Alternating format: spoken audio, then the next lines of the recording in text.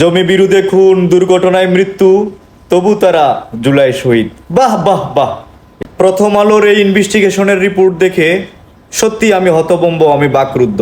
এই ছিল 2024 সালের জুলাই আগস্টের আন্দোলন, যে শহীদ না হয়েও 52 জনের নাম জুলাই শহীদের তালিকায়। আজকে দেখো নেপালে কোনো মব সৃষ্টি করে নাই, তারপরেও তোমরা 32 নম্বর ভেঙেছ, আওয়ামী লীগের বাড়িঘর ভেঙেছ। আজও বাংলাদেশে মব চলমান।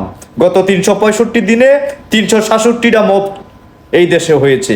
এই জুলাই শহীদের নাম বিক্রি করে একদল স্বাধীনতা বিরোধী আজকে বাংলাদেশকে গ্রাস করে নিয়েছে। এই জুলাই আন্দোলনকে পুঁজি করে সুন্দর সাজানো গুছানো বঙ্গবন্ধুর সোনার বাংলাকে তোমরা ধ্বংস করে দিয়েছ। এই ধরনের রিপোর্ট দেখে আমি ধিক্কার জানাই সুধী অনুজ সাহেবকে, আমি ধিক্কার জানাই সমস্ত উপদেষ্টাদের, আমি ধিক্কার জানাই জুলাই আন্দোলনের নেতৃত্ব দানকারী প্রত্যেকটা ছাত্র সমাজকে। আজকে সাধারণ জনগণ লজ্জিত।